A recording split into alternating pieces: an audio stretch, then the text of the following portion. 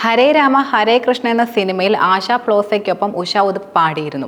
ആ സിനിമയിലെ എല്ലാ ഗാനങ്ങളും പിന്നീട് ഹിറ്റായി മാറുകയായിരുന്നു. ഉഷ ഉതുപ്പിന്റെ കരിയറിൽ തുടർന്ന് വലിയ ഉയർച്ചയും ഉണ്ടായി. നിരവധി ഭാഷകളിൽ താരം പാടുകയും ചെയ്തു.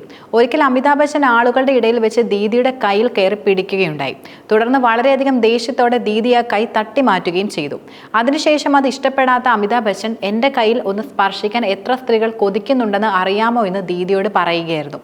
എന്നാൽ ദീദി എന്തിനാണ് അങ്ങനെ ചെയ്തതെന്ന് ചോദിച്ചപ്പോൾ പറഞ്ഞ മറുപടി എന്നത്, കാണുന്ന ആൾക്കാർ തെറ്റിദ്ധരിച്ച് വേണ്ടാത്തത് വല്ലതും പറയുമോ എന്ന ഭയം ഉണ്ടായിരുന്നു, അതുകൊണ്ടാണ് അങ്ങനെ ചെയ്തതെന്നായിരുന്നു. മാത്രമല്ല, ഒത്തിരി നന്മകളുള്ള മനസ്സിന്റെ ഉടമ കൂടിയാണ് ദീദി എന്ന ഗായിക. മറ്റുള്ളവരുടെ വേദനകളും പ്രയാസങ്ങളും കാണുമ്പോൾ പെട്ടെന്ന് മനസ്സലിയുകയും അതുപോലെ അവരെ തനിക്കാകും വിധം സഹായിക്കുകയും ചെയ്യുന്ന വ്യക്തി കൂടിയാണ് ദീദി എന്ന ഉഷ ഉതുപ്പ് എന്നും ആലപ്പി അഷ്റഫ് തുറന്നു പറഞ്ഞു. ജാനി ചാക്കോ എന്നായിരുന്നു ഉഷ ഉതുപ്പിന്റെ ഭർത്താവിന്റെ ഗായികയുടെ രണ്ടാം വിവാഹം കൂടിയായിരുന്നു ഇത്. രാമു എന്നായിരുന്നു ആദ്യ ഭർത്താവിന്റെ പേര്. ഈ ബന്ധം പിരിഞ്ഞാണ് ജാനി ചാക്കോയെ വിവാഹം ചെയ്തിരുന്നത്.